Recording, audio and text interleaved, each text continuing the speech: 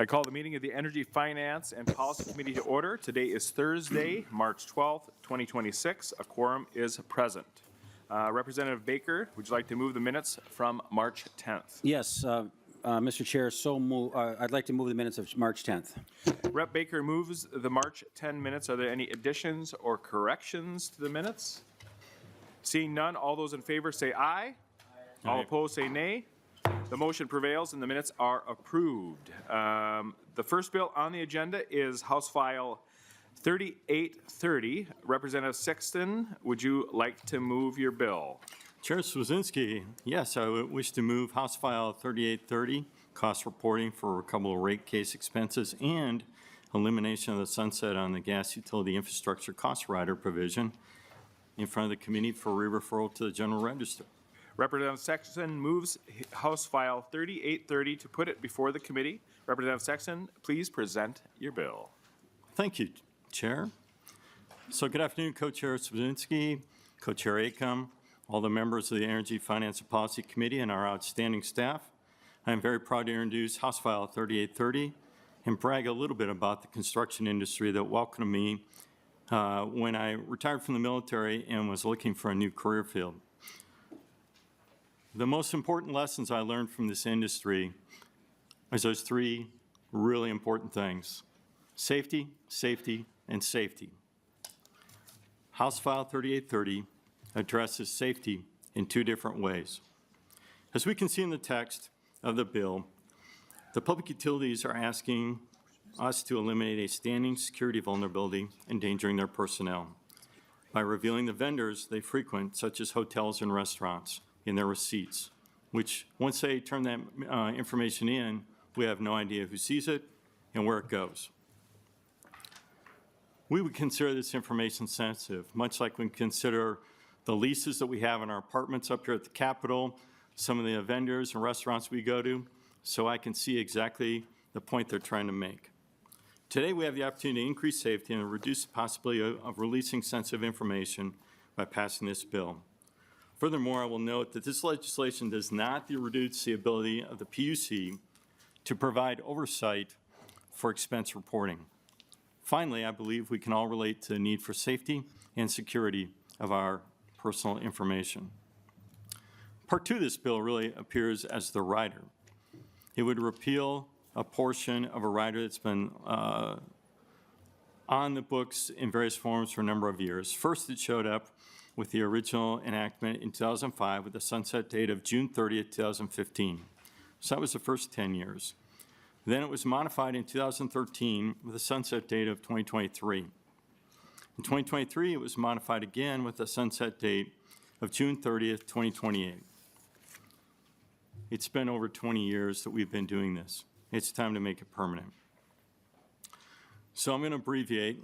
The GUIC rider is a very successful model for ensuring pipeline and facilities integrity within the natural gas industry.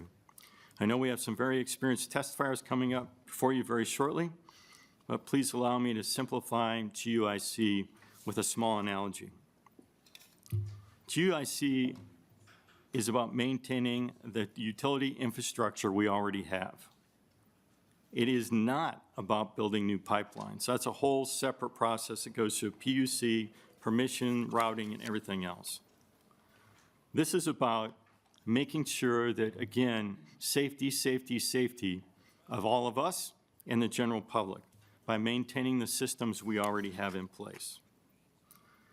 In comparison, I'm sure you've noticed a couple potholes driving around the roads here.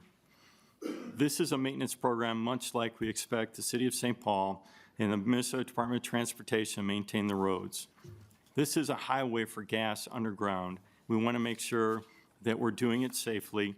We maintain that pipeline for the safety of the public and everybody else working around these pipelines.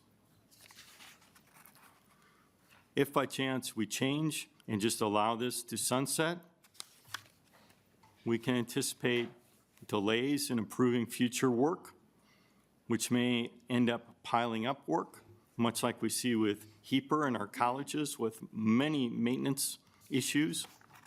So overall, I'm going to encourage that we pass this bill out of committee today because I think it really ensures the safety of the general public and makes sure that we have a robust maintenance program for all these natural gas pipelines. And with that, I would like to invite Mr. Ray Gardner, who join me up front here for his testimony. Thank you, Mr. Gardner. If you'd like to come to the testifiers table, introduce yourself for the committee, and we're here to hear your testimony. So thank you. All right, thank you, Chair. My name is Ray Gardner. I'm the Area Vice President of Gas Engineering at Xcel Energy. By schooling, I have a mechanical engineering degree from the Colorado School of Mines, and I'm a licensed professional engineer in the state of Colorado. In my role at Xcel Energy, I have oversight of Xcel Energy's engineering, system design, integrity management, asset management, and capital project execution in each state in which Xcel Energy operates a gas system. Xcel Energy's gas system in Minnesota serves approximately 500,000 residential customers who rely on it every day for uses such as home heating, hot showers, and cooking. In addition to residential customers, our gas system supports commercial and industrial customers, as well as generation of electricity. The GUIC rider refers to the Gas Utility Infrastructure Cost Rider utilized by Xcel Energy to recover costs for prudent mandates, safety, and compliance work on the system. This rider is about maintaining existing infrastructure and does not include projects that increase throughput or expand the system, which we typically refer to as capacity expansion and new business work. Capacity expansion and new business projects are recovered through traditional rate case recovery processes. The GUIC filing is very specific. It's focused on mandated relocations and federal code-required safety and compliance work on the existing gas system. This work includes projects such as maximum allowable operating pressure reconfirmation that are driven by federal regulations stemming from the PG&E San Bruno pipeline rupture, as well as pipeline assessment and repair and replacement work that is driven by federal integrity management regulations. These regulations stipulate not just the work that we do, as well as the timeframes at which we do them. The GUIC filings are very structured. Filings occur in November of each year and include a forward-looking view of planned expenditures for the upcoming year, an update on current year projects, and a true-up of the prior year. The rider provides additional oversight as compared to a rate case by nature of the 3-year filing, as well as the risk assessment and performance metrics that were established in collaboration with stakeholders such as the Department of Commerce and the Office of Attorney General. Over the last several years, expenditures through the GUIC have maintained relatively flat, with some year-over-year variability driven by work scheduling and mandated relocation work required by municipalities. Historically, these filings had significant engagement by intervening parties while risk assessment and performance metrics were being developed. However, the last couple of years, there's been no opposition from parties. In closing, I want to emphasize that as operators of gas distribution and gas transmission infrastructure within the state of Minnesota, we take safety very seriously. We need to ensure the safety of the gas system today, regardless of how long we believe it will be in service. In fact, decoupling the safety of the existing system from new business and capacity expansion work enables Xcel Energy to focus efforts on advancing the state's climate policy goals while continuing to maintain the safety of the existing gas system. The GUIC is about maintaining the safety of the gas system we have today, not expanding it. Thank you. Are there any questions for Mr. Gardner at all? All right, seeing none.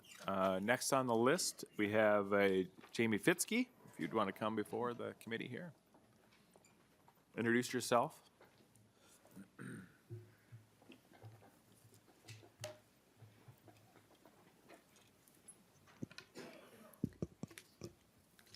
Good afternoon, everyone. My name is Jamie Fitzke. I'm Director of Government Affairs for CenterPoint Energy. So today is Thursday, and Thursdays are usually when the Public Utilities Commission has hearings, which means today you're all stuck with me as some of my colleagues who are more knowledgeable on GUIC are there, so my apologies. But I think there's a silver lining to that, which is I'm not a GUIC expert. But that's also because CenterPoint has never used the GUIC rider. So now you're really probably wondering, why am I here testifying in support of the GUIC? Well, first, the scope for these projects that qualify for the GUIC are extremely narrow. Integrity management projects that are mandated by federal, state, or local jurisdictions on existing infrastructure. This would be the same for an electric or water utility that was also required to be moved, or there was changes going on around it. GUIC projects undergo PUC and regulatory party scrutiny, similar to other riders that have extensive and thorough regulatory processes. For example of that would be like NGIA plans, the Natural Gas Innovation Act. To be clear, these lines are not new extensions, but required replacements of or upgrades to existing infrastructure. Minnesota has over 200 gas and electric utilities. No two utilities are the same. Utilities vary in size, customer composition, and unique local needs throughout the state. This is why I'm testifying in support of House File 3830. GUIC is an option that should remain available due to its narrow parameters to address safety and integrity program costs. It recognizes specific costs utilities are required to spend, and these costs are thoroughly reviewed by the Public Utilities Commission. The GUIC may allow a utility to recover such costs outside of a fully litigated rate case that can be resource intensive. We may be interested in that option one day. Historically, the GUIC has not been controversial. My other goal today is to learn more from the other testifiers, to hear their concerns and rationales, and for all of us to continue this conversation on GUIC and hopefully find a resolution that keeps this option available. Thank you for your time. That concludes my testimony. Are there any questions for the testifier? All right, thank you. All right, we have Annie Levinson-Falk, if you want to come up, introduce yourself for the committee.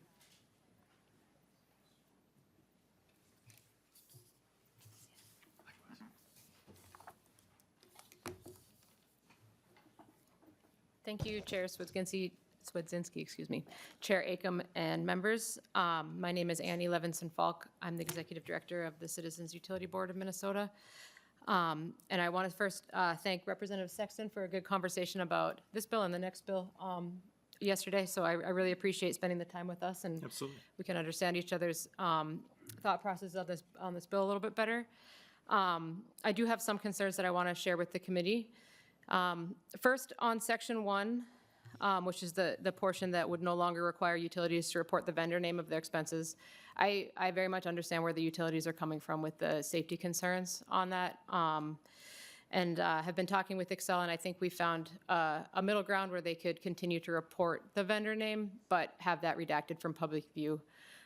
So I'm glad to be able to, I think, work that out with them and find a reasonable compromise. On Section 2, related to the GUIC rider, so please forgive me because this is going to get kind of procedural and in the weeds, but it's actually really important in determining who pays for what and who bears the risks related to the gas business. This is an example of what's commonly known as, like I said, a rider or a cost tracker. Utility costs are generally reviewed and approved to be charged to ratepayers under a rate case, and that's how rate making has worked for probably a century.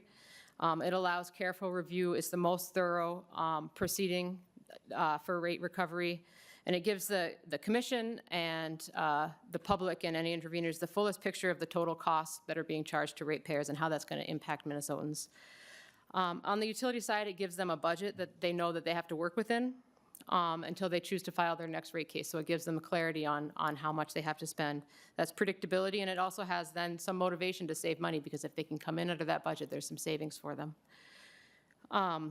A tracker like GUIC allows for faster recovery and trues up their costs to actual. So if costs are lower than projected, ratepayers do have some savings, but if costs are higher than projected, the utility gets to charge the overage to ratepayers in that case. According to a 2010 report by the PUC that looked at these kinds of trackers and what they're best used for, a tracker like that should only be used in quote-unquote extraordinary circumstances when costs are, quote, outside the control of the utility and unpredictable, or the utility would suffer, quote, severe financial consequences without it. None of those criteria apply in this case. The kinds of pipe replacements that GUIC is used for are the very core business of a gas company. And rate cases exist exactly for these types of costs. In that same PUC report that I just mentioned, it also says that cost trackers, quote, lighten utilities' responsibility to manage risk and shift some of that burden to ratepayers. And for that reason, they would, quote, be expected to erode incentives for efficiency and cost controls, creating upward pressure on rates.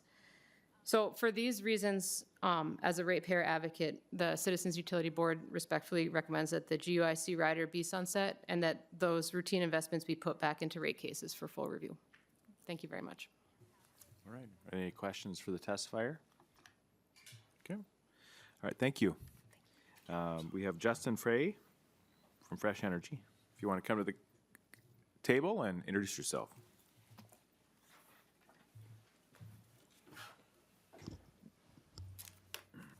Thank you, Mr. Chair, and good afternoon, members. My name is Justin Fay, and I'm here today representing Fresh Energy.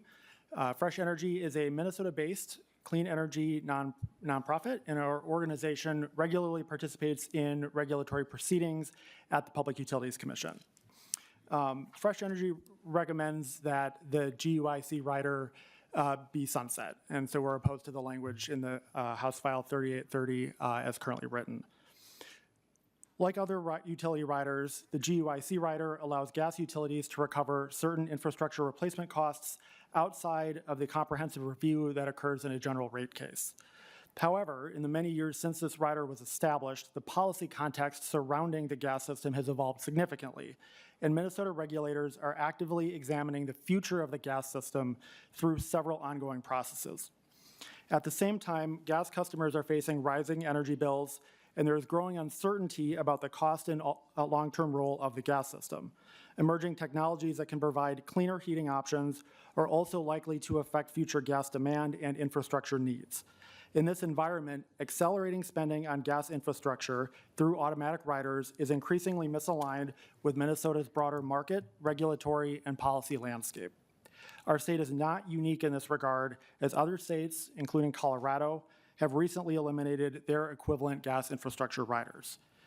It is also important to note that the expiration of the rider would not remove utilities' obligation to maintain safe and reliable service or create any new barriers to completing investments that improve and address safety.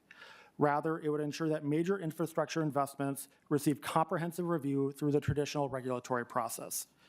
At a time of rising gas bills, utility investments warrant heightened scrutiny with long-term system planning in mind, not expedited cost recovery.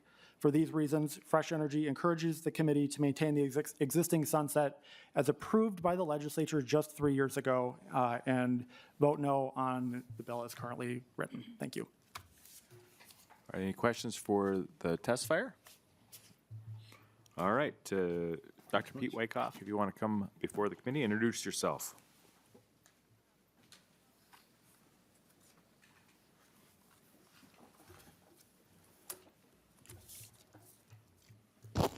All right, thank you, committee. Thank you, Chair Sudzinski, for having me today. Thank you for the opportunity to testify on your bill. I am glad to hear from the previous interaction with the testifier that there is a compromise on the vendor part of the bill, so I will skip my comments on that part of the bill. I'm here to offer departmental concerns on the GUIC portions of the bill. As a general position, the department prefers to put as few costs in riders as possible. We believe it is better for ratepayers to have investments robustly analyzed through a fully litigated rate case, ensure that these investments are necessary, right-sized for the system, and affordable for ratepayers. Affordable natural gas is an important fuel for many of our existing large industrial customers to maintain a competitive marketplace.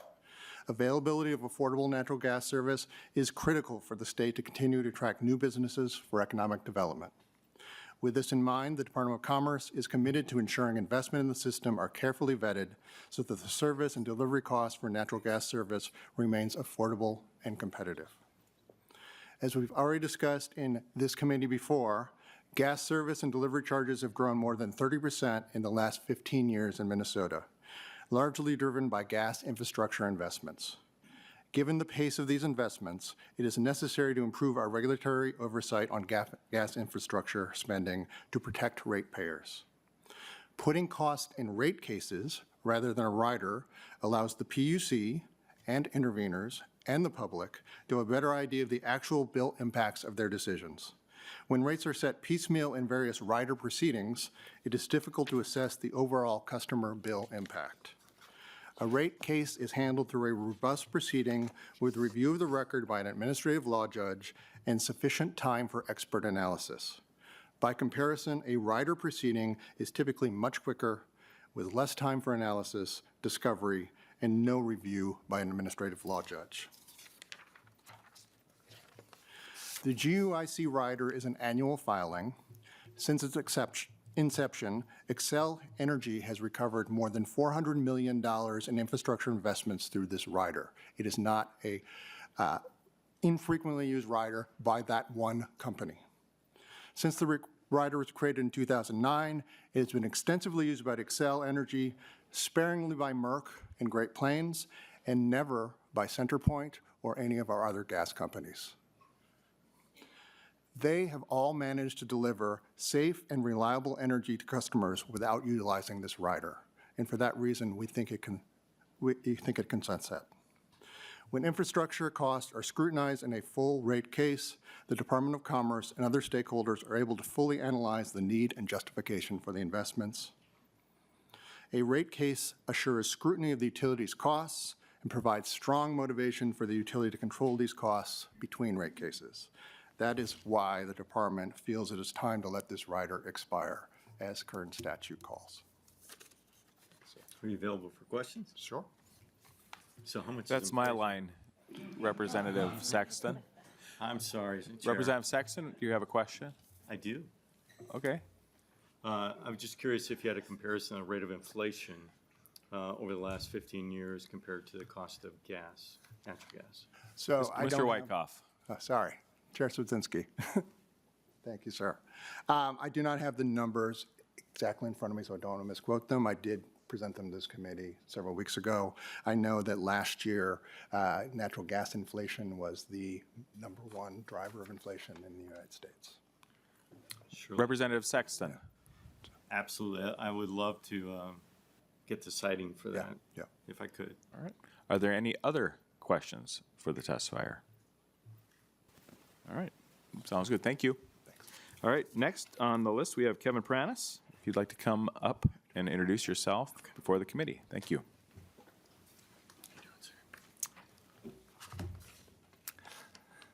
Thank you, Chair, Representative Sexton, members of the committee. My name is Kevin Pranis. I represent LiUNA, Minnesota, and North Dakota. We're an organization represents more than 14,000 construction laborers living all across the state. Obviously, we have many interactions with the gas system. Lots of our members are customers and pay those same bills. But in particular, we have about 800 or 1,000 members who earn their living building and maintaining the gas system, primarily distribution lines for these utilities. And so we're the people who do that work. And when we talk about the investment that the state makes, it is our members going out there replacing those pipes, relocating those pipes to support public works improvements. So this is important to us as well as other unions like the operating engineers, gas workers, et cetera. I think we've heard a lot about this. I would just say that from our perspective, and I think everyone agrees, these are absolutely critical improvements that we're making here. There's only two kinds of things that we're funding with this program. One, with the GUIC rider. One is safety improvements. We used outdated materials for years, right? Kinds of plastic that didn't hold up well over time, that exhibited cracking, that you would eventually get gas explosions. There was a lot of work done at the federal level to recognize what those materials were and to mandate for every utility in the entire country to get them out of the ground at an appropriate schedule before there was risk to safety. That's what we do with the GUIC rider is we keep people safe. We keep the gas inside the pipes by replacing them with modern materials that don't have the same problems. The other thing that we're doing is we're doing relocation. So if somebody wants to do a roundabout, right? If there's a major, it was in St. Louis Park with Representative Kraft where they torn up practically the entire middle of the town, right? There was like a pile of asphalt like to the sky. All kinds of utilities out there busy like digging out. It was amazing. It could barely get to the coffee shop. He remembers, I believe. But if you looked at all the utilities, Excel, Centerpoint, everyone else, because all these underground utilities have to be relocated, and it's the utility's obligation to relocate them. They can't say, well, you know what, you're gonna have to wait 3 years because we don't have a budget for that this year. You have to do it when the locality wants it done. That's the work our members do. I would point, we participate in rate cases regularly, and I would respectfully disagree with the claim that riders are not looked at or that rate cases provide a sort of overall solution. One of the advantages of riders is that they go up and down based on the need. So if there's more public works relocations happening in 1 year, it costs more that year. Then it can go down the next year. You don't necessarily want to set rates based on one big year of relocates, right? And the next year don't have them, the utility is collecting too much money. And so I think this is an appropriate tool. The last thing I would say about sunsets, sunset doesn't save anyone any money. All the sunset does is provide uncertainty to our members and contractors about whether those funds are going to be there. And the closer we get to a sunset, the more people have to decide, is there going to be work for me next year or in 2 years? That ends up being inefficient. I think it's unfair to the folks who do that work, and we hope that you'll consider supporting this bill. Thank you. Are there any questions for Mr. Prentice? Representative Kraft. Thank you, Mr. Chair. Not a question, just a comment. I appreciate the St. Louis Park shout out, and it was a massive pile there. I do have to point out that Centerpoint serves St. Louis Park, so that wouldn't have been covered at any rider. I totally really appreciate all the work that you all do. That's so critical, but it is sort of compelling that this work gets done even in places quite well without riders, including the largest gas provider in Minnesota. So I guess that'd be just a comment. Thanks. Sounds good. Are there any other questions? All right. Sounds good. Thank you. Are there any questions for the bill author? No? All right. Is there anyone else from the public that would like to testify for or against the bill? Representative Acom? I just want to make sure we have a roll call on this bill, Okay. please. Sounds good. A roll call being called for. We will have a roll call on the bill. Any questions at all? All right. Sounds good. Yes, it would be remiss. There is also, if members, there's a letter of, I think, either support in the packets from Minnesota Energy Resources. And if you want to take a gander at that on your free time, please do so. And with that, Representative Sexton, do you have any final comments on your bill? I do. I was kind of hoping my testifiers might go into the nuts and bolts of really how this works. You know, it's on a 3-year cycle. The first year, you look at what needs to be done. There's a lot of testing we do to make sure that, like was mentioned earlier, MAOP can be certified at the proper level to move the gas through the pipelines. And when you have some doubts due to erosion and some things, you look at that as the primary areas you want to go back into. That's the planning year. And then you work on your bids in order to get your bids out and get to work. But you also have to go into municipalities. You have to work with their planning committees, with their engineers on staff and everything else. And then you finally get all that stuff put together, and then you get to the next year where you do the work. Now remember, this is Minnesota. You got to have everything approved like 2 months ago because people are already mobilizing. LIUNA, all the other construction workers, because the weather's getting better and they want to jump on that work. As you do the work, you find a lot of times more work is required. You find things you didn't expect underground, and that's why underground construction is getting so much more expensive. So then you do the work. If you get to where you finish the work early, you can actually slide to another municipality, do some work over there, and maybe get more done in one particular year than what you had originally planned. But it seems like the rider allows you to do this. And then the third year, you evaluate everything that was done during year 2 and reapply it into the planning for the next cycle. What makes it very cost-effective, because I think that's the key here, is safety and cost-effective, is this very deliberate cycle.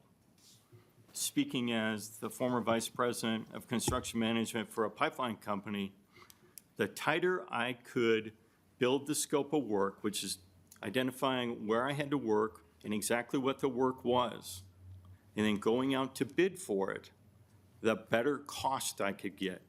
The more that you make known as opposed to unknown because it's underground, the lower cost for doing the work. Because those construction contractors, they don't like to absorb risk. They don't like to absorb the kind of risk where if you're the engineering firm and then you're going to hire them to do the actual work and then the engineering firm just manages it, if you're not providing them good drawings, a good idea of where all the other underground obstacles are so that they can work around those, they can't give you a good bid. They've got to cushion that bid, which drives the work costs up. And even though you're bidding it competitively, all of these contractors are very familiar with the work, are going to see those gaps of information. When you're on a very deliberate cycle like GUIC provides, you can mitigate that risk and actually lower the costs. If we allow this to expire, we will see costs go up, because now we are shifting the planning cycle, which is going to be all over the place because of the way that we have taken it out of a very, very deliberate process. Work may start later. Not as much work may get done during a summer cycle. We'll have to push it off to following years. Then we're going to have to hire more contractors, which is more difficult and harder to manage, to catch up on that work. I believe, not only with San Bernardino, but our predecessors 20 years ago realized that this is actually the most efficient way to do this kind of work. And I'd love if a testifier would like to come back up and reinforce my statements. But I can tell you I put a lot of bids together of multi-million dollars and worked on a $3.2 billion pipeline. So as much information as you can get into this deliberate planning cycle and keep it there, the lower the cost to ratepayer. And I am a ratepayer.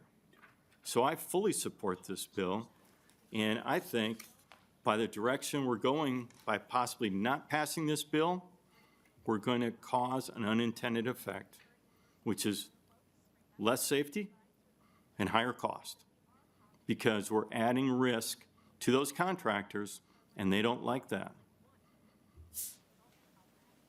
Thank you very much. I re-refer my Just hold bill. on, I renew Representative my Sexton. motion. Before you make your motion, your speech gave us some inspiration on questions, so we're going to Oh, jump back into absolutely. that. So, all right, Representative Hollins. Thank you, Mr. Chair. Thank you, Representative Sexton. I guess my question is twofold, because this bill is, I mean, relatively new, 2013. Yep. So how are we doing this and keeping people safe and keeping costs down prior to the GUIC? And also, how do other states work without a GUIC? I'm curious, because we're saying that this is very necessary and that if we don't do this, everything's going to fall apart. But the reality is, you know, this is as old as my oldest kid. We didn't have this before then. So how did it function before? Representative Sexton, or if there's a testifier that wants to. There's a testifier. Go ahead. Mr. Gardner, if you want to come up, just reintroduce yourself for the committee, and if you need representative to repeat the question or if you caught it, excellent. Yeah, thank you, Chair. Ray Gardner, Area Vice President, Gas Engineering at Xcel Energy. So a little bit of context, a lot of the work that is done under the GUIC is a product of federal regulation that came in the 2000s. So the Gas Distribution Integrity Management Rule came into effect in 2010. And then the Gas Transmission Integrity Management Rule was officially published in 2002 and had assessment requirements that went through, initial baseline assessments through 2012, and then it has continual reassessment requirements on seven-year intervals. So a piece of the answer to your question is if you go back in time prior to, some of those regulations didn't exist. And so that's part of the piece. I think the other thing that's important to consider is, and goes to Representative Kraft's comment earlier about how do other utilities do this? And really the short answer comes down to the frequency of rate cases. So if you have a rider in place that allows you to fluctuate up and down, specifically if I'm looking at the mandated relocation topic that we're talking about, the rider allows you to fluctuate up and down depending on the work that's going on in the municipality. If you're doing it through a rate case mechanism, that generally drives the utility to file rate cases on a much more frequent basis. So think in terms of either every year, every other year, something like that, versus once every 5 years or something, a much more extended duration.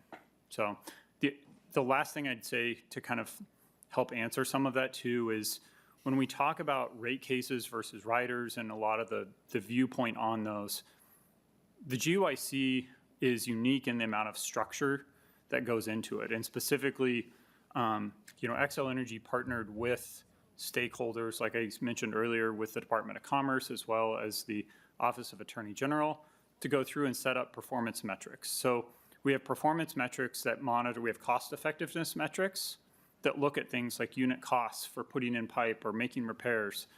And we also have performance metrics that look at making sure we're getting the work done in a prudent manner. So you have both of those levers that really don't exist in a rate case.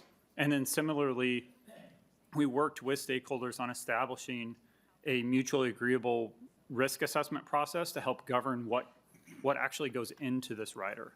So again, that's another piece that really doesn't exist in a traditional rate case. Representative Hollins, you have a follow-up to that? Thank you, Mr. Chair. Yeah, I suppose my follow-up is, can you, and I think the testifier is the best person to answer this, can you help me understand the urgency around this? Because this isn't due to expire until, right, we've got it for another 2 years. So what, I don't understand the urgency. Can you help me understand that? Representative Sexton or Gardner? You want to try it? Whoever would. Sure, Chair. And Representative, I would say it's very much about planning and making sure that we understand what's coming ahead. So the sunset date is the middle of 2028, if I recall correctly. And so when we look at making plans for work, when we look at, so our next GUIC filing will be November of 2026. And then after that would be November of 27. So to your point, there may be some runway there, but at the same time, it's very much about planning for the future and understanding from a utility standpoint of what's coming. Representative Hollins. Thank you, Mr. Chair. Less of a question than a comment, but I kind of feel like this rider is the least of your concerns with planning right now, given the state of the world and the tariffs that are in place and whatnot. But I hear what you're saying. Thank you. Thank you. Representative Acom, or Chair Acom. Thank you, Mr. Chair. Question for Mr. Gardner. I think one of the other testifiers today mentioned that a similar rider expired in Colorado. Could you maybe share a little bit of background about why? Mr. Gardner? Yeah, Chair and Representative. It's a great question. It is something that the state of Colorado did have what was referred to as, it was a pipeline safety rider that was in place. That rider had, it was a little bit different in its construction as far as the work that was going through it. It was something that frankly, in my role, I would have much preferred that we kept the rider, but the commissioners did decide to sunset that.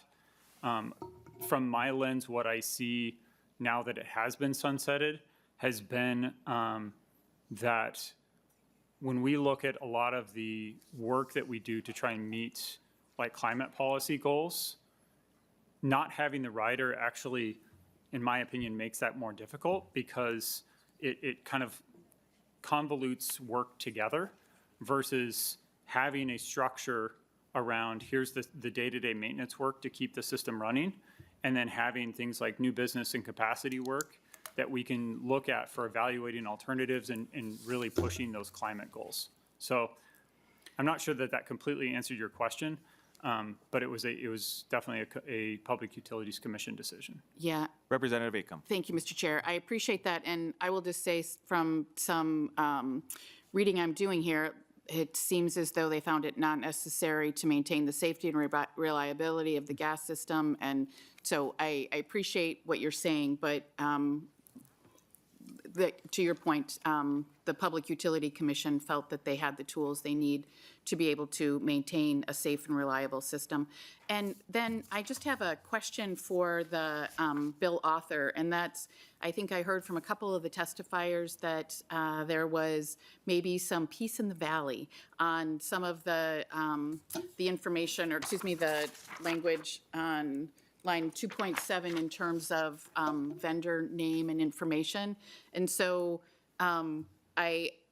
maybe this is a question and a comment. What is maybe clarification about the motion? And because there is interest in working on that provision, would you consider laying it over to continue working on that? Representative Sexton, would you be interested in laying the bill over or promise that you'll work on it between? I will promise before it to goes- work on it before it gets to the floor. Yeah. It sounds like if we can secure peace in the valley, we can certainly do that. Representative Acom. Thank you, Mr. Chair. And I will say I appreciate promises. I think it's better to get assurances. And so I'm going to encourage our members to vote no on voting this out, I think for a number of reasons. I think that we are at a moment in time with, as was talked to by the Department of Commerce with increased gas costs, that we need to be scrutinizing through rate cases the investments that our gas utilities are making. And so I would encourage members to vote no. And so thank you. Any final comments, Representative Sexton? No final comments. All right. Representative Sexton renews his motion that House File 3830 be re-referred to the General Register, and a roll call being asked for. The clerk will take the roll. Chair Swedzinski. Aye. Chair Acom. No. Vice Chair Murphy. Aye. Vice Chair Kraft. No. Representative Anderson. Anderson, aye. Representative Baker. Baker, aye. Representative Buck. No. Representative Carroll. No. Representative Hollins. No. Representative Igo. I go aye. Representative Jones, absent, excused. Representative Lugar Nicolai. No. Representative Mahamud. No. Representative Mecklin. Aye. Representative Sexton. Aye. Representative Weiner.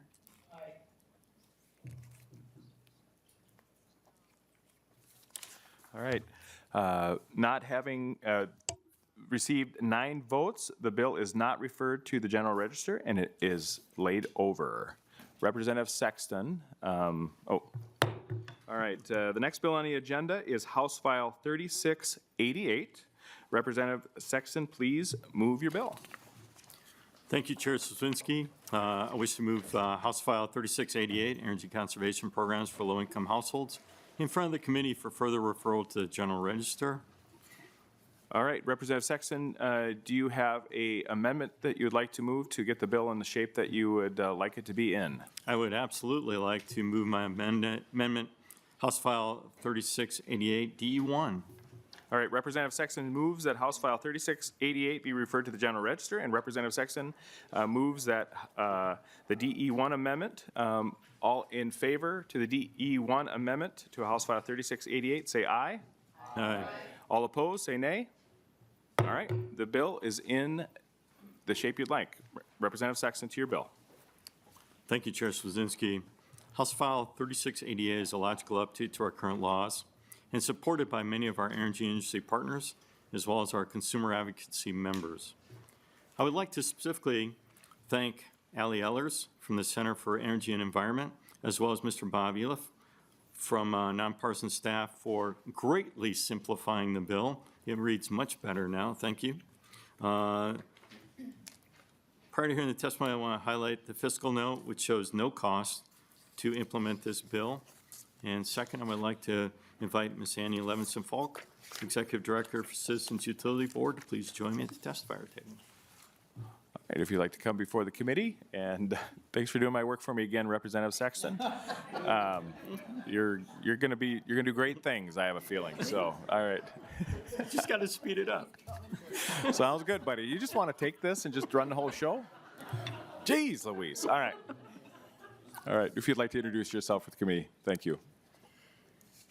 Thank you, Mr. Chair, Representative Sexton, and members. Again, I'm Annie Levinson-Falk, Executive Director of the Citizens Utility Board of Minnesota, and I'll be very brief. I think this is a very good bill. There is a ton of opportunity to save money by fuel switching, particularly in rural areas and homes that depend on delivered fuels, and that's exactly who would benefit from this bill. So if we're able to do more to get some of those programs out to low-income households and cooperative and municipal utility areas, that's a great idea. So I'm happy to support this bill. All right, are there any questions for the testifier? All right, is there any, Representative Chair Acom? Thank you, Mr. Chair. I just have a question for the bill author. I have talked to several of the organizations that work in this space, and they all feel like this is a worthwhile change. My question for you is, why isn't there a Senate author? Representative Sexton. Thank you, Chair Swazinski. You know, I'm not quite sure. I was so focused on presenting the bill that I did not check that, so thank you for that mentoring. I think I can find one pretty easily. I believe the jackets may have been sent to Senator Matthews' office, so I'm not sure where that, you never know, so. Representative Acom. Thank you. I appreciate that. I'm glad to see that there will be. Just, we need to remember we can't do anything alone here, so work on that. Thank you. That's right. Any other questions for Representative Sexton? All right. Are there anyone from the public that would like to testify for or against the bill? All right. There also is a letter of support within the packet from Great River Energy. Representative Sexton, do you have any final comments on your bill? I would just say that this seems like an overall win-win for both our ratepayers and the utilities, and can't wait to see it implemented. Representative Sexton, would you like to renew your motion as well? Yes, Chair, I'd like to remove my motion for House File 3688 as amended to be referred to the General Register. Representative Sexton reduces his motion to House File 3688 as amended be referred to the General Register. All those in favor say aye. Aye. All opposed say nay. Motion prevails and the bill is on its way to the General Register. All right, the next item on the agenda is we have Representative Baker's we're going to have a conversation about net metering. And so Representative Baker, if you want to come to the testifier's table, and we're looking forward to hearing from you. Thank you, Mr. Chair and members. Let me just get set up here a little bit. So we're coming to the committee today without a bill that we're moving along, but we wanted to bring everybody up to speed on a lot of conversations that have been happening around the net metering language and policy. Again, I respect our two new members on our committee this year that maybe haven't heard all the conversations going on in the last year around this. This has been talked about for quite a while. And I just wanted to kind of maybe just reset it. I'm disappointed today because I don't have sort of like, if we can call it sort of a master agreement or peace in the valley, or there you go, sorry about that. But we're getting there. And I want to say that we're not giving up on this because we've come a long way and both sides aren't totally happy with everything in it, but I think we're really making some really good progress. So I'll just kick it off this way. Again, I've asked, Mr. Jans is going to make just a short, brief overview of this, but I just want to talk about the urgency of this thing. This is about affordability with rates, especially in greater Minnesota with our co-ops and our munis, about the need to be not the last, we are the last state in the union that is paying full retail back from rates that are excessive after the user of the rooftop solar units is utilizing those rates, and we're the only state left doing that, which is causing rates to be higher than they ought to be or should be on the co-op meters because they're forced to buy the higher rates at retail. Now, I say that because there's a lot of things that went into this. And this, again, it's been a long time coming. And we are coming a long ways to come up with a deal that kind of grandfathers folks in, and we can do some different pricing of the retail, aggregate some meters. And I think we're just going to kind of move along here with kind of where are we at with this. But I have to say that I have thoroughly enjoyed working with the co-ops and the munis on this issue, with my friends at Mencia and the folks that really want to make sure this thing works really, really well. But we're not quite there yet, but I felt it was important, Mr. Chair and Madam Chair, to kind of give you guys an update of where we are actually at. So again, we could talk all day long about things that we can't control. We can bicker about solar rates and how do we get them at the right rate. The biggest issue right now with solar is it's got a fabulous future, but we can't harness solar energy when we don't need it, and we can't utilize it at that time. So it's all about the demand and when we really need it at the time we need it. That's our major hurdle right now. So today I'll turn it over to Mr. Jans, Mr. Chair, and he can give us kind of an overview of that. We're getting closer, and I hope that we can still have more conversations, and I'll open it up for more questions, and I'll have more comments at a later point. I know we've got some good testifiers, so Mr. Chair, I'll turn it over to Mr. Jans. Thank you. Well, thank you, Representative Baker, for your work on this issue. We appreciate your due diligence in bringing stakeholders together and having conversations that you know, quite frankly, still need some bridging when it comes to finding some common ground. And it is an issue that we do need to address. And we do have a list of folks that have came forward early and want to chat with us. So with that, we have Justin Johns, CEO of East Central Energy. I believe you have a slide if you'd like to introduce yourself for the committee, and you can proceed with your presentation. We'd appreciate it. So, Chair Swedinski, thank you. Chair Ickham, thank you for having me here, and members, thank you for the opportunity. Justin Johns, East Central Energy. I'm the president and CEO. We serve 68,000 homes and businesses in East Central Minnesota, probably a total of around 150,000 residents of the state, and MREA, the co-ops, serve about 1.7 million members of the state. So net metering is a big issue, and I was fortunate enough to participate in Mencia's annual meeting on a panel, and I'd like to tell you that at least outside of this building, there is, I think, a compromise, and I'm hopeful that we can get there. There's a lot of common interest around solar in this state. It's been shown to be successful in certain applications. And I'd like to talk a little bit today about kind of giving you a peek behind the curtain into how it affects rates and how it impacts our co-op. And I want to be clear that I'm speaking only on behalf of East Central Energy's rates, our rate structure, and how that works. We also function under an NDA with our power supplier. So I want you to know that a lot of these things are averaged and annualized, but they are relatively accurate. And so although they're not precision numbers, they're about as close as I can get without getting in trouble. So we'll get into that. So when we bill our members, there are two functions that they pay for. One is our cost of basic, which is currently $46, and our energy rate, which averages 13 cents.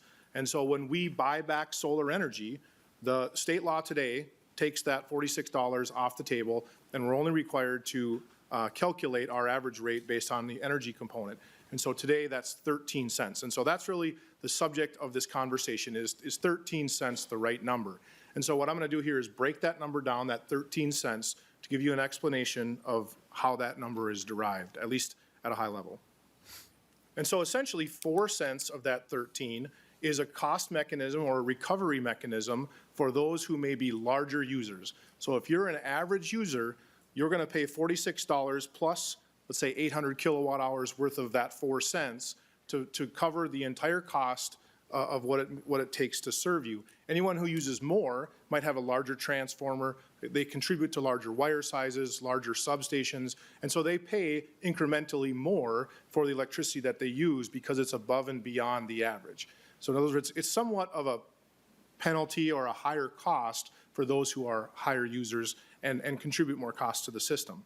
So now we're down to the 9 cents, which is essentially our power supply. So if you took all of ECE's energy, everything we buy from GRE, and again, you kind of average that all out, it's going to be around 9 cents. That's what we pay GRE for 24/7, 365 power throughout the course of the year. But that power supply can be broken down into 3 essential functional components. The first is capacity, and think of capacity as having the light switch turn the lights on when it's 20 below zero, 3 o'clock in the morning. Then you need that light to come on, you need that furnace to run. That's capacity is the availability of power 24/7, 365. That's about 30% of our power supply cost. About 20% of our power supply cost is transmission. And transmission, as you can imagine, is the transport of electricity from the generation resource to our substations. And so that, again, is about 20%. Now, solar does not provide 24/7, 365 capacity. I'm guessing tonight the sun is going to set in the west and most solar will fall off the grid in terms of production. We know that, we expect that, but it doesn't, so solar doesn't provide that 24/7 capacity. Transmission, solar does also not provide that. Now, does it erode some of the transmission cost? Yes, but a lot of transmission is fixed. You just have to have it, and we need it to be available. But energy, and this is the good news about solar, it is pretty much a one-for-one commodity, right?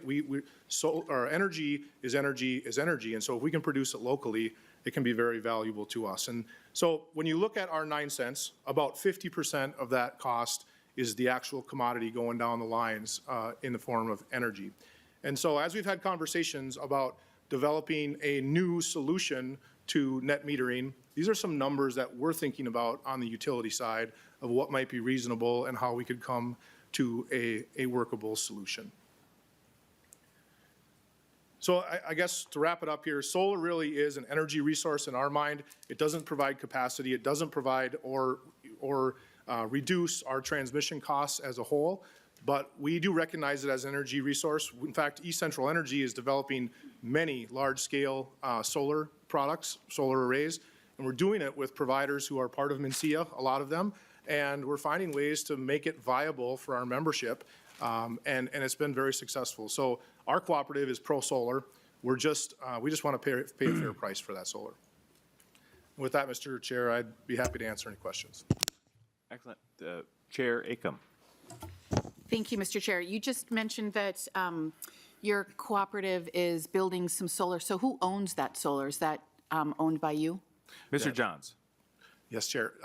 Chair Acom, we can't do anything affordably, it seems like, and so we actually do that on a power purchase agreement. So those arrays are owned by a third-party developer. We enter into power supply contracts with them and purchase the energy directly from the owner. Okay, Chair Acom. Thank you. Sounds good. All right, any other questions? Representative Kraft. Thank you, Mr. Chair, and Representative Baker and Mr. Johns. Can you go back to the equipment costs, 4 cents per kilowatt hour? Yes, sir. Yeah. Can you explain that again? So you have costs that everyone pays because of having large users? Is that the way, am I thinking about that right? Mr. Chair. Mr. Johns. Mr. Chair, thank you, Representative Kraft. So essentially that $46 plus the average use at 4 cents would be the cost that we expect the average member to pay to keep the grid kind of alive, if you will, right? And so if everyone installed solar today and we could only collect that $46 plus that 4 cents, which is essentially a distribution cost. So when you think about the costs, this 9 cents that I've been talking about is our power supply cost. This 4 cents is part of our distribution system costs, or ECE's operational costs associated with the supply of that electricity, not just the infrastructure itself. I may have not made it any clearer for you based on the look. Representative Kraft for a follow-up. You appear to need a follow-up. Yeah, so, but, yes, I will have, and I probably won't get there because I'm a little thick on this. Thank you, Mr. Chair, Mr. Johns. So if you said that, but then why did you write it here with large users and higher demand users? Like, those seem to be two different answers you just gave, and my head exploded a little bit. Mr. Johns. Mr. Chair, thank you. Representative Kraft, they are two different groups. So higher demand users tend to be higher energy users, but not always. And this is why, and I think you'll hear from later testifiers, the evolution of three-part rates. In other words, charging demand charges to folks based on their individual non-coincident peaks. In other words, their individual peak. That would be a component that we would likely take out of our volumetric energy rate and put into a per kW demand charge. Think of it like the speedometer on your car versus the odometer on your car. Right now, we bill on the odometer, but we would start to bill on the fastest speed or the highest demand that you had at any time during the month. So that component, that 4 cents, part of that would be that speedometer reading. Representative Kraft. I'm good for now. All right. Any other questions for the testifier? Representative Murphy. Thank you, Mr. Chair. I just want to get a kind of a handle on, what the neighbors pay for the other neighbors' solar. So 13 cents is your rate that everybody's charged. And at the end of the day, the percent that goes just to energy would be half of 9%, 9 cents, or 4.5 cents. So that's the cost of energy. Everything else was the 20% for the transmission. That's all shared benefit. The 30% for capacity to have lights on when there's no sunshine. That's shared. And so the rest of those are all shared expenses, but we're giving that difference directly back to the solar, the person that has the rooftop solar or solar on. And so that the two numbers there, 13 cents less half of that 9 is 4.5. That means there's 9.5% that one neighbor has to pay another neighbor to have solar on his house. Does that make sense to you? Mr. Johns?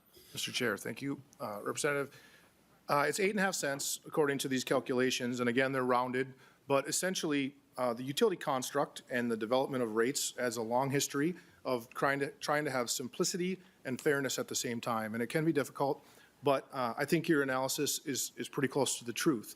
Now, there's other intangible values of solar potentially, but we are signing power purchase agreements that are far below, like less than half of our all-in energy price to our members. So that's maybe a simpler analysis to say we're doing utility scale solar at less than half the price of our retail rate, and we don't think our members should subsidize the arrays of those who can afford to put them in. Representative Murphy. Thank you, Mr. Chair. I agree 100%. I think that's the real difference. We all have these shared expenses for delivering electricity to our house. And so when we're saying we're going to pay you at the full retail that we paid, that means that you don't have to pay any of that. So the burden's on the rest of the people that don't have the rooftop solar. That's the problem. It's really about equity. Mr. Johns. Sure. Mr. Chair, Representative, I would agree that that's true. And, if rates are evolving, we're changing the way that we bill our members, and I think that'll be part of the ongoing dialogue of this issue. But we're definitely looking for progress on the current state in Minnesota, as 49 other states have already done. Thank you, Mr. Chair. All right. Any other questions? All right. Next up, we have Logan O'Grady with Mencia. If you want to introduce yourself. Mr. Johns, you can stay there if you want, or maybe the next person on the list, the dueling, could come up after that. If you want to introduce yourself to the committee, I think you, Mr. Grady, you also have a handout, and a presentation, so we'll let you load that up. So. Mr. Chair, trying to get set up. Yeah, sounds good.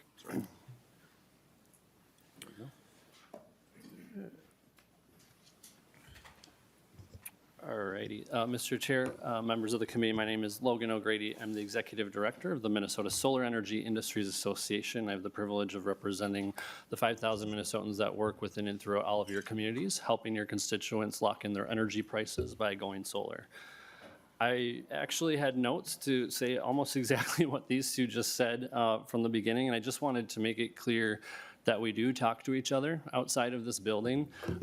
As Justin said, we were invited to their CEO's meeting. We had a good time. They were invited to our conference. Derek from MREA and Jenny came to our board meeting. So we have been actively trying to build trust, which I think is essential, and create a relationship where we can have these conversations. I do this for a living and I'm confused, right, by the numbers that are being thrown out. And that's what I think makes this conversation so complex and time consuming, is we have to walk through what does the 9 cents mean and include and what doesn't it, and it doesn't always translate the first time we do it, so we got to keep trying. Thank you, Representative Baker. Your door has always been open to us to come to you and talk, so we do appreciate that. I think what I wanted to do today was just sort of level set of what net metering is and why Minnesota was the first state in the nation to pass that enabling legislation, why we think it's fair, and kind of our disagreement with how the utilities value it.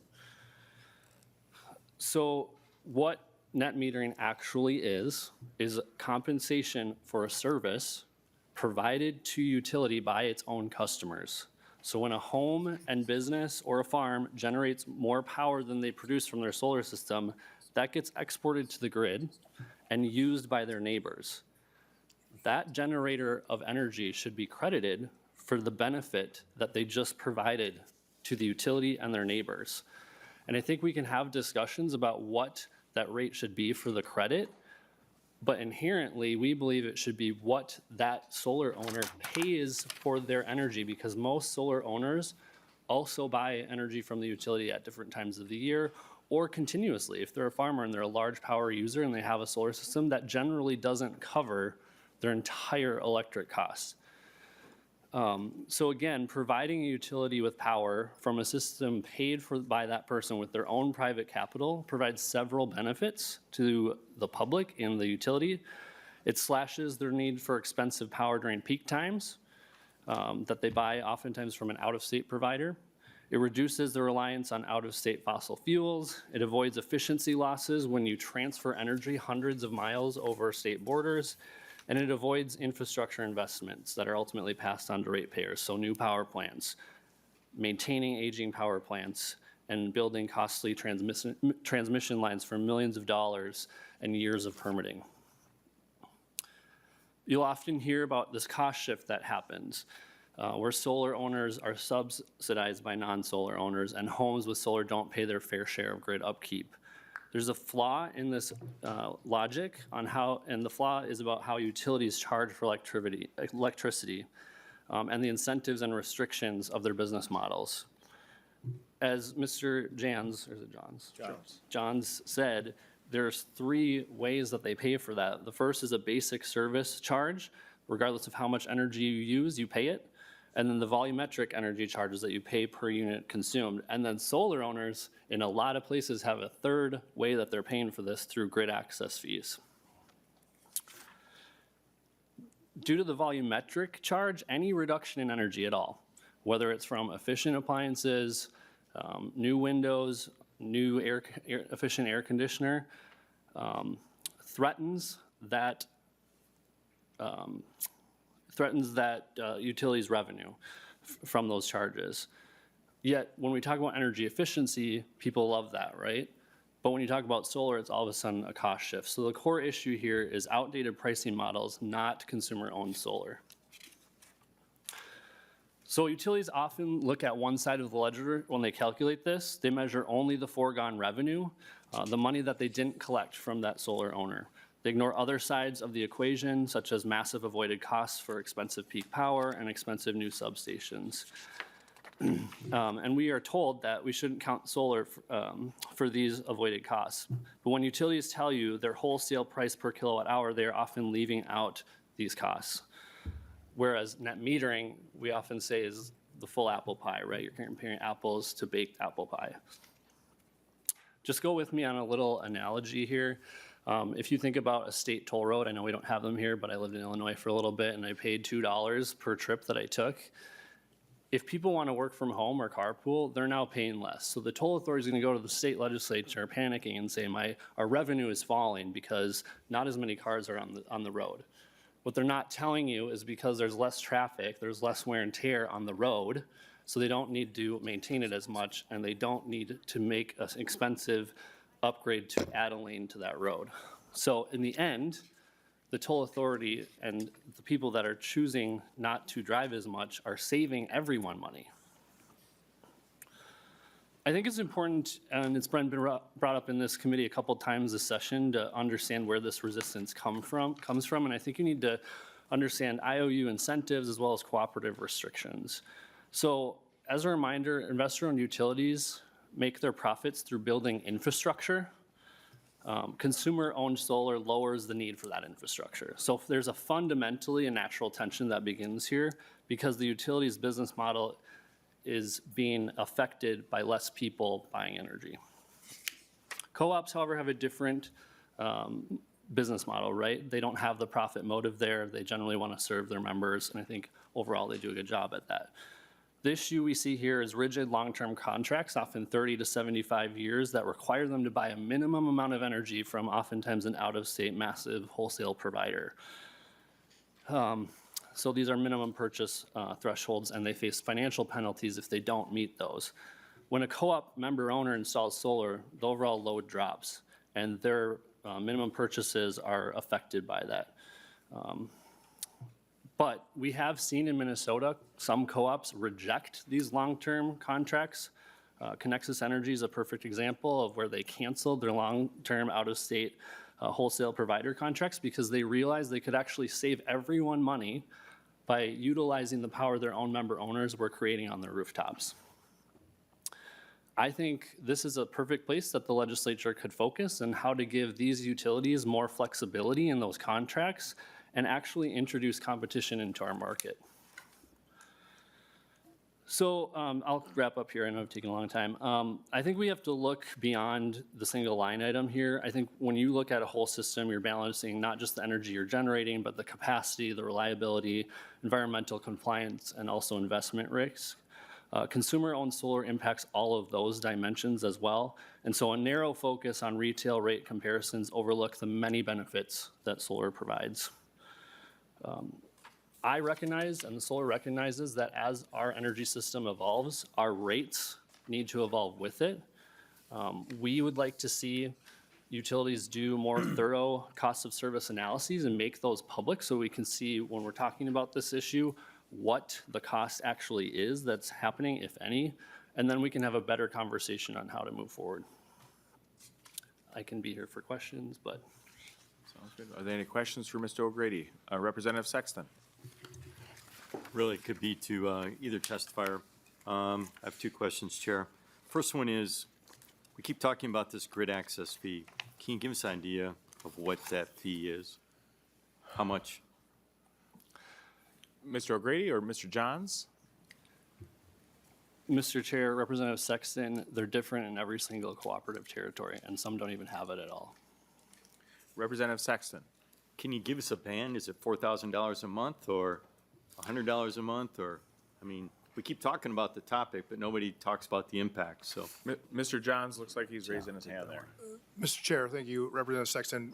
The 4 cents that I talked about, that Representative Kraft and I were trying to work around, that is essentially some of what that cost recovery fee is. East Central Energy does not charge a fixed cost recovery fee. The reason is I don't believe that fundamentally people should be dissuaded from providing for their own electricity at their own house. Where the issue comes in for us is buying at 13 cents versus a price we can get on the market. So the fixed cost recovery fee is intended to recover that 4 cents that we were talking about. That's still a distribution cost. We don't implement it because, again, I think people should be able to provide for their own electricity at their home if they want to. Representative Sexton. So I guess I'll continue that rather than my second question. So my understanding, the grid access fee was really to help offset the cost that the co-op or the utility has to maintain those lines when they can't charge for that portion of that 4 cents.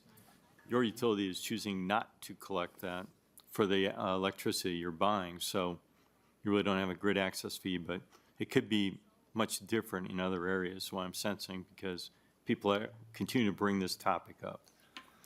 Is that fair? Is that a question, Representative Sexton? I'm searching for a question because that was a surprising answer.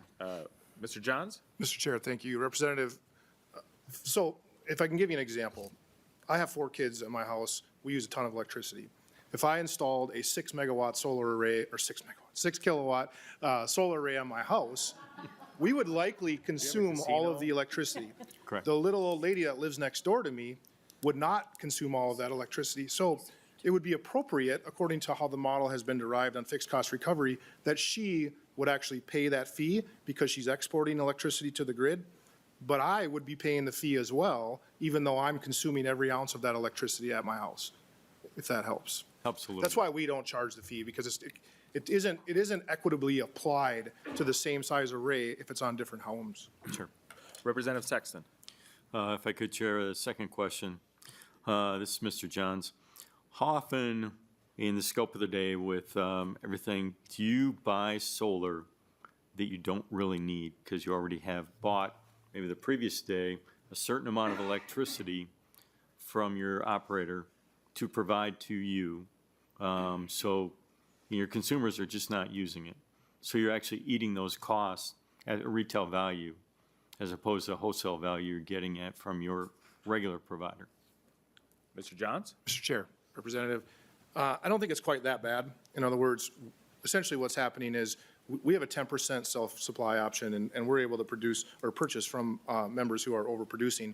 So essentially, instead of buying at, my rough number of 50% of 9 cents, we're buying it at 13 cents. Okay, thank you. Any other questions? All right, and just another, go ahead, Representative Murphy. I just have one more question. Thank you, Mr. Chair. I just have one more question. Your cost of doing business is nowhere in here yet either, right? I mean, you have employees, they have benefits, they paid family leave, everything's in there. That's not in here anywhere, is it, yet? Is that to Mr. Johns? Yes, I'm sorry. Mr. Johns. Mr. Chair, Representative, the $46, along with that 4 cents, covers essentially East Central Energy's operating costs. Our cost of doing business, maintaining the poles, going out at 2 in the morning, putting a new pole in the ground, that's in that $46 and that 4 cents. So those costs are fundamentally removed. But if you think about it, if everybody produced enough electricity through solar to offset all of their own energy use and their $46 cost, who's going to pay the linemen? Who's going to pay, for the poles and the transformers and all the things that need to be done on the grid? And that's kind of my, kind of integrity component on this is if everybody did it, would it be okay? And the answer is clearly no. Thank you, Mr. Chair. All right, Chair Acom. Thank you, Mr. Chair. Question to that point, Mr. Johns. How much solar, how much rooftop solar is within your district? What percent Mr. Johns. of your customers? Mr. Chair, Chair Acom, I don't have the number right offhand. It's a low amount, which I think is, the point of the question. It's a very low amount, but it's growing. Interest is growing. I think, for example, my own son, drew a thing at school about where his dad worked, and he drew wind turbines, right? Mm-hmm. Which speaks to how people are viewing electricity. But the reality is we need 24/7, 365 power. And so we've got to talk, I think, honestly and objectively about how we're going to do that in the future. Chair Acom? Yes, please, just a quick follow-up. I think that with wind, with solar, with storage, it is becoming more reliable and especially with longer-term battery storage. But I wanted to make just a quick comment, if I may, about the grid access fees. And I think the variability is part of the problem. And so I think a lot of that information is not easily accessible to the public.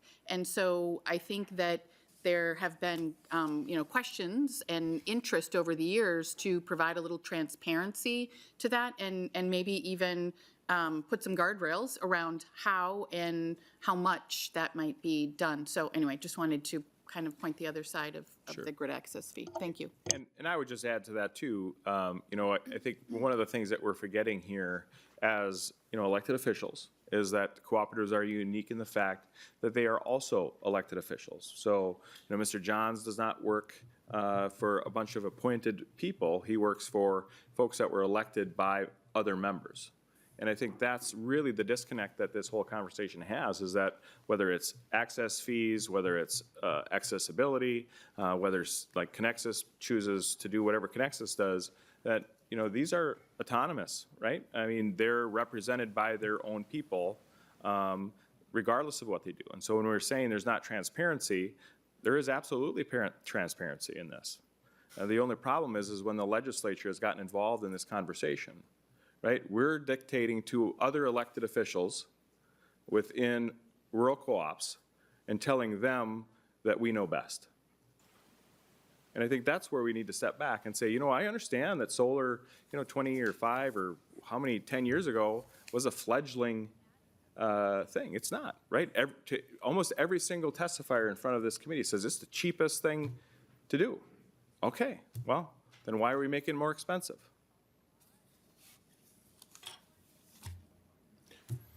All right, any other questions? All right, Mr. Dooling from Blue Horizon Energy, or Griffin. Dooling. You want to come before the committee, introduce yourself. Welcome. Mr. Chair, thank you. Chair Acom, good to see you. Ladies and gentlemen of the committee, my name is Griffin Dooling. I'm the CEO of Blue Horizon Energy. I also serve on the board of MNCEA. We work across the United States, but Minnesota is our home market, and the vast majority of our projects are here, and the vast majority of our projects in Minnesota are with cooperative utilities. And so we've worked a lot with Mr. Johnson's team at East Central Energy. They do a very good job. I've got good news for him. Your current solar penetration is 1.1%. So all those folks are very, very safe from the overrun of solar that we're concerned about here today. I'd just like to add some context here, right? So East Central Energy is pretty much an average utility here in the state of Minnesota with that 1.1% penetration rate. That is roughly the statewide average for folks that have chosen to deploy these projects. The highest is in a small utility in southern Minnesota, about 3%. And when we look at that, we've got quite a bit of room to run. A lot of these utility contracts, as Mr. John said, have a 10% self-supply option, and so that is if you look at that as the ceiling on what you can reasonably do within your district from DERs, we can do 10x more solar, and it's taken us 40 years to get here. So even if we continue to double the pace of deployment over the next several decades, it'll take us 40 more years to get to 10%. So, overall, I would say, we're at a pace of deployment where I think we should be asking the question of, we have big goals for the state, both in terms of economic development that needs power and in clean energy that needs to come online. How do we encourage folks to bring projects online in their homes and businesses that can help us pursue that goal?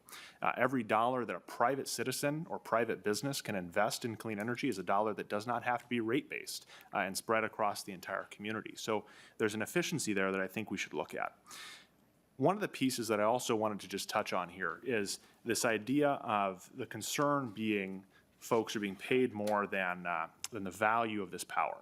And so when you look at the state here today, we have 12,000 systems outside of Xcel Energy in the municipal and cooperative utilities.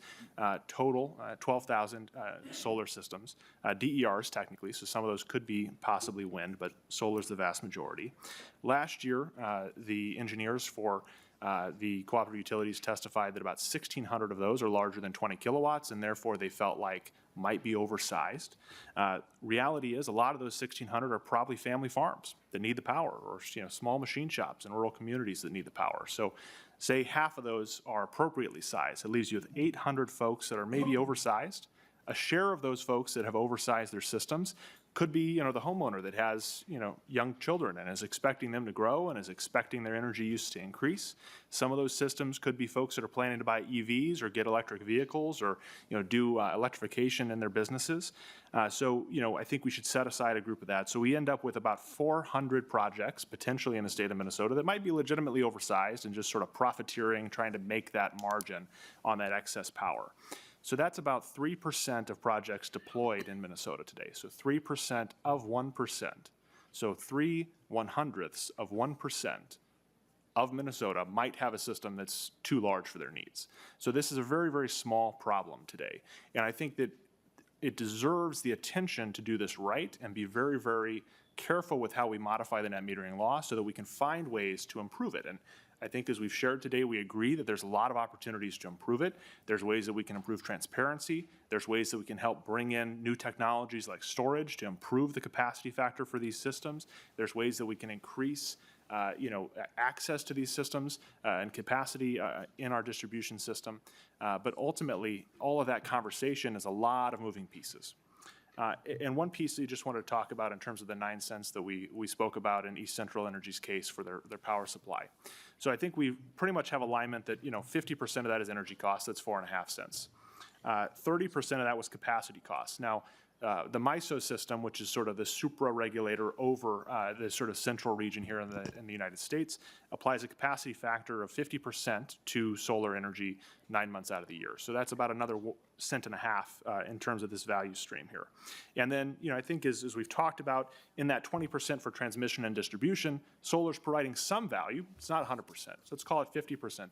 That's another 1 cent. So that ends up with 7 cents out of that 9 cents being, in my opinion, pretty defensible. And then you start talking about, okay, avoided investments, energy system decarbonization, these sorts of other benefits that are maybe a little tougher to quantify.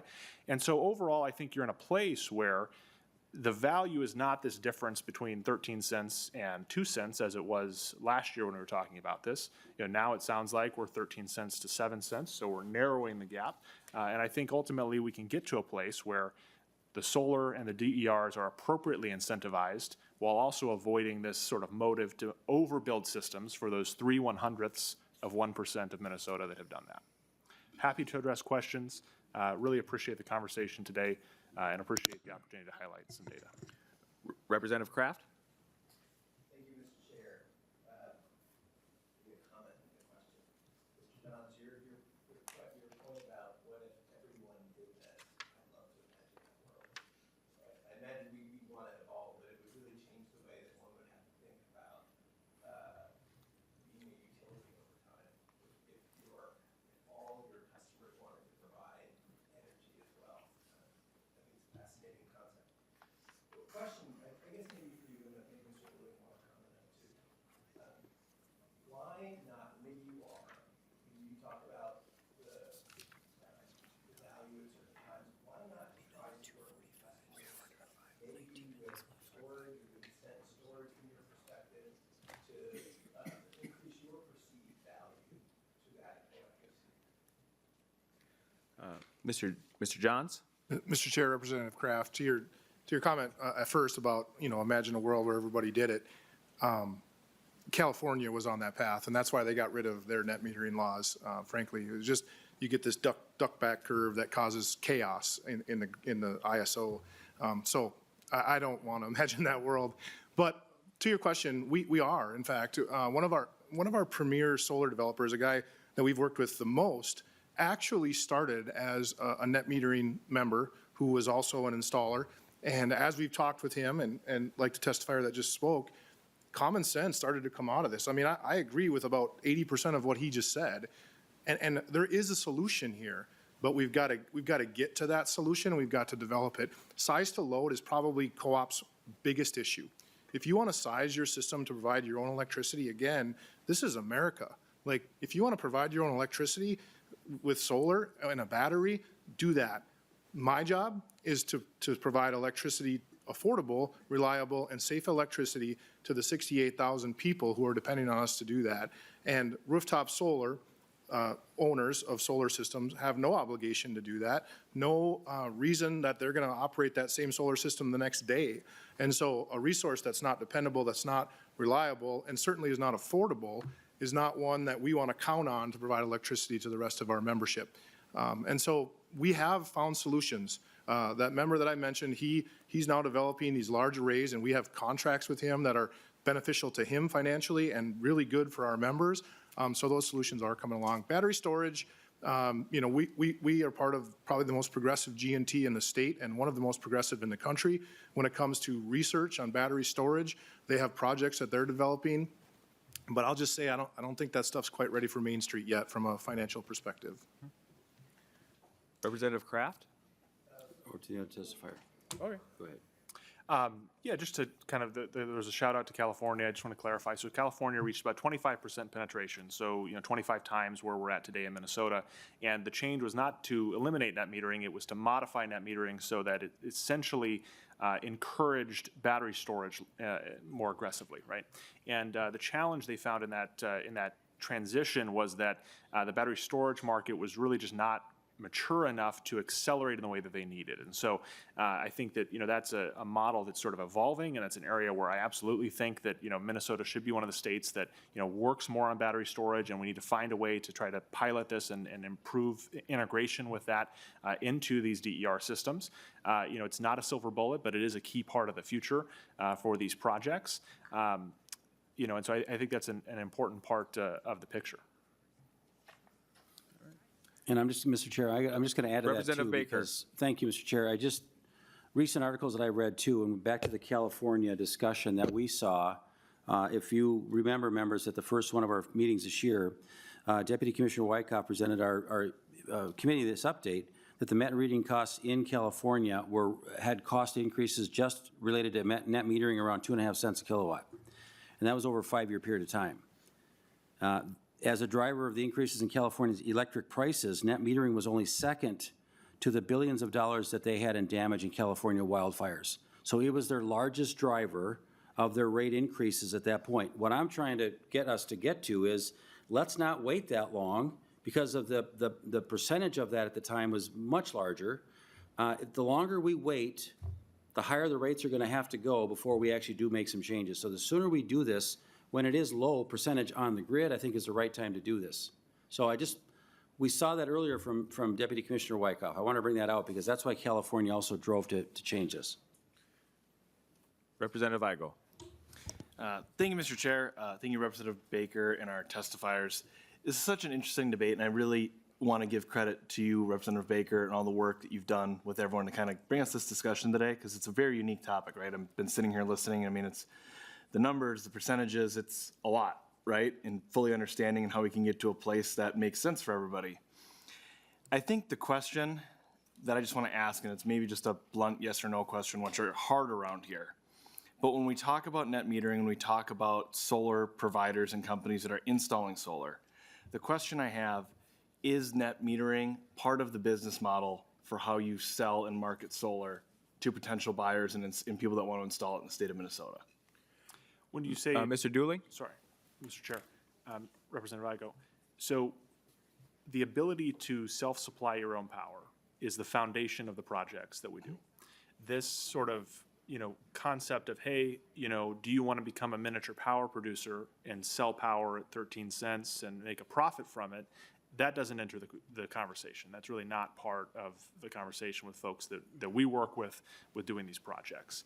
And respectfully to, our industry, right? I mean, if that's how you're looking to generate profit, there's other places you could invest your dollars, be a higher yield than building a solar array that's too big, but we do encounter folks from time to time that say, okay, I'm buying an EV next year, so I'm going to build it a little bigger than I need to today because I want to have capacity to feed that. So that does come into play.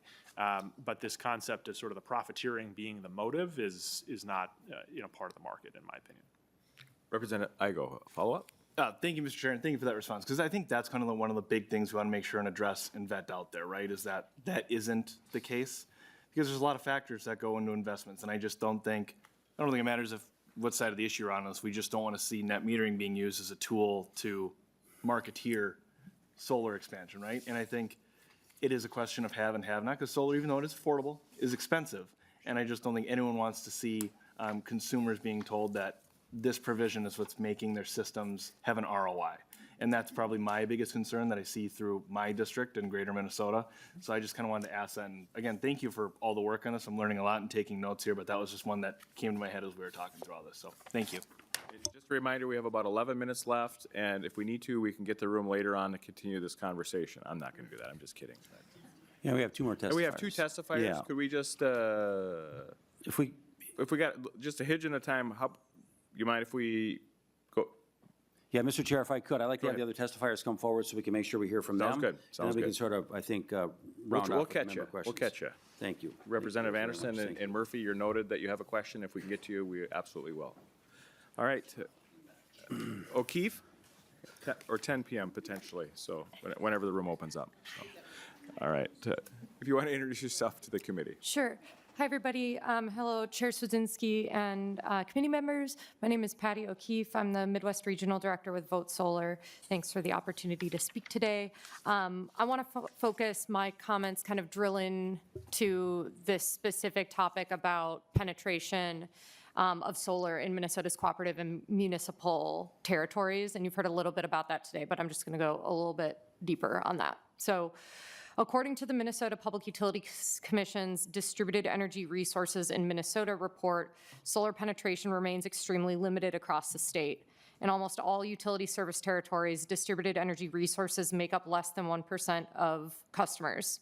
Out of the 167 utilities in Minnesota, which is 120 municipal utilities, 44 electric cooperatives, and 3 investor-owned utilities, only 17 have more than 1% of DER penetration.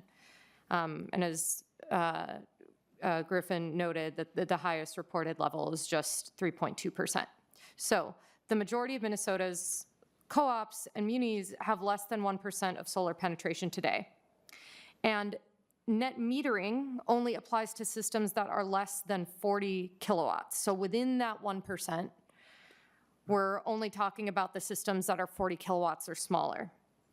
For the systems that are 40 kilowatts or smaller, many of the systems are simply offsetting the customer's own electricity use over the course of the year, meaning they're not regularly exporting excess power back to the grid.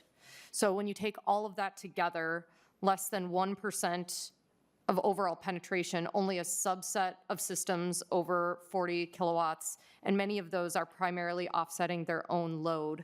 The number of customers who would actually receive net metering payments is just a fraction of utility members. So much of the conversation is focused on the potential burdens from net metering, but what has not been part of the discussion as centrally is the benefits that distributed solar provides to the grid, the avoided costs, the reduced strain on transmission structure, deferral or just avoidance of expensive grid investments, and the efficiency of providing electricity close to where it is used. So those avoided costs are real and create real value for co-op members and muni members and IOU members. So to this day, we still haven't seen that kind of robust cost-benefit analysis that kind of takes into account all of those pieces. And since this, legislation, this law is about 40 years old, with a track record like for that long, I think like we really, at the very least, need to see what those numbers are if we're talking about rewriting something, as significant as our net metering law. So thank you again for the opportunity. Any questions? All right, Bobby King. Do you want to introduce yourself for the committee? Yeah. Thank you, Chair Swedzinski. My name is Bobby King. I'm the Minnesota State Director for Solar United Neighbors. Fortunately, most of what I wanted to say has already been said, so I'll try to add a little bit. We work to help folks go solar, farmers, small businesses, and homeowners around the state. And I wanted to say, and I saw Minnesota Farmers Union submitted a nice letter in support of net metering. And particularly for farmers, I think net metering is a key tool because it's a tough time always to be a farmer, especially now. The only way really to increase profits is to become more efficient and lower your input costs. So going solar, it isn't cheap. It's a big upfront investment. And you can, over time, lower your energy costs, but as importantly, what you do is you lock in a price so you can plan. And as a business person, that's invaluable. As a previous testifier just said, this is about relatively small-scale solar, 40 kilowatts and below. The state saw a benefit of promoting on-site, customer-owned distributed solar. And I want to say, for rural communities that don't have access to the incentives provided by Excel, our current policy is key, I think, to continuing to see solar be an opportunity for rural Minnesotans. I think at the size of the systems we're talking about, at the penetration we're talking about, it would be hard, I think, to demonstrate there's any kind of cost shift at all. And lastly, I want to talk about who these folks are. These are longtime rural residents going solar. If you're going solar in the community, in your house, you're going to want to be there for at least 10, 15, 25 years. These are third, fourth generation farmers. They would never do it if they believed they're going solar harmed any of their other ratepayers. Now, there's a lot of discussion there to decide what that's the case, but people's motive is about maintaining their ability to control their energy costs, to stay in the rural community that they love and have been a part of for decades. Thank you. Representative Anderson? If you could just specify who you're asking the question to, that would help you. Thank you. Mr. Chair, thanks. I mainly just have a comment in a response to the question that Representative Igo posed. I was surprised at the answer, given that the attraction or the ability to be able to sell back at full retail wasn't part of a sales pitch or a sales talk, that it wasn't really that big a deal in terms of talking about going rooftop solar or not. And if that's the case, what are we here for? I mean, if it's not that big a deal, the net metering piece, if it's not part of the selling process to people, it can't be that big a deal. So again, I just have to go back to if the wholesale cost is 4 cents kilowatt hour, business-wise, that's what you should pay to purchase electricity from any source, I think. And so that's my comment. That again, that response surprised me. Okay. Sounds good. Representative Murphy? Thank you, Mr. Chair. My question is on the same level. So, Mr. Dooling, you said that there's absolutely no interest in any talk of an ROI. You talk about an ROI when you explain the program to people? Mr. Dooling? Thank you, Chair. Mr. Murphy, I think it is, right? So to be clear, I mean, the concept is you can reduce your costs, as Bobby described, by producing your own energy, right? Similar to, you can produce your own fruit or, produce on your property and not have to go to the grocery store. The concept I was referring to is this idea that folks are being motivated to put in solar purely so that they can generate a bunch of extra power and sell it, to the utility for a profit. That's not why people are doing this. And I don't think that shows up in the data when we look at the way that these systems are sized. In our business, that's not part of the conversation when we're talking to folks. I don't have customers saying, build me the biggest system you can so I can, make some money on this thing. That's just not part of the rationale. Representative Murphy. Mr. Chair. Mr. Dooling, do you ever talk to people about the length of time to repay their part of the project? I mean, how long it takes? Do you ever talk about how long it takes? Mr. Dooling. Mr. Chair, Mr. Murphy, we do look at that. We look at, what are you paying for power? How much can you produce power from your solar system for? What does that look like over time? Certainly. And, part of that equation is also looking at their eligibility for federal investment tax credits, their eligibility for depreciating the system. There are some utilities that have local incentives. Excel has solar rewards. Steel Waseca Cooperative has, I think they call it Solar Sense. There's different types of programs. So that's all kind of part of that picture when it comes to looking at how will you receive benefit from this system over time. But the concept of you're going to sell your utility a bunch of power at the end of the year, that's really not the driving factor. Mr. Chair? Mr. I'll just have a follow-up to that. So I had an estimate for a rooftop solar, and it was absolutely a business opportunity. The business opportunity included an ROI. It said this, you'll pay for your rooftop solar in 8 years. The reason they could say it was 8 years is because they told me what my benefit was on that retail power I was selling. It's absolutely a return on investment. It's absolutely a business opportunity. This is a business opportunity that's paid for by their neighbors. That's the problem. Thank you, Mr. Chair. Well, sounds good. It seems like Mr. Johns. Mr. Johns. Thank you. Mr. Chair, thank you. Just comment on what we're talking about around here, which is size to load. I think electric cooperatives, I can't speak for all of them, but I would imagine that most of them, if I were to walk out of this room with a size to load deal, everything else is good. If we can trade kilowatt hour for kilowatt hour, people can produce their own electricity on a per kilowatt hour basis, we're good. I think we heard it here first that we have some real room here from the testifiers. All right, Representative Buck. Madam Ayala, thank you, Chair. First question, I guess, would be to the companies. Do you have any tribal representation on your boards? And if so, what would the percentage approximately be? Mr. Dooling? No, ma'am. I'm the only owner of our company, so we do not have any other participants. Mr. All of O'Grady? you, any of you? Mr. Chair, Representative Buck, we did have one tribal member, Robert Blake, who owns Solar Bear. He recently phased off the board, though, so we don't have one currently of our 15 board members. Mr. Johns? Mr. Chair, Representative, we don't have any elected members on our board from the tribe. However, if you were here Tuesday, I mentioned in my testimony on the tribal issues, we have a space on our Member Resource Council for the tribe, and we actually developed a 3-megawatt solar array, not behind the meter, so utility scale product that has just been fantastic for them and fantastic for the cooperative. Thank you. Representative Buck? We got about a minute-ish. Okay, I can get this through.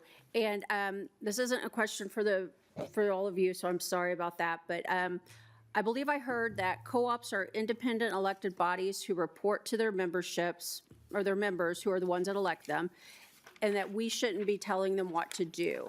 So if that's the case, then why did we vote down the tribal energy sovereignty bill brought by Peji Huta ZZ this week? And I don't know if that's something any of us want to answer or what, but. Any questions to the testifiers? No. Okay. All right, any other questions? All right, well, thank you all for coming. Members, the next meeting is Tuesday, March 17th, and Chair Aiken will have the gavel. Seeing no other business before us, this meeting is adjourned.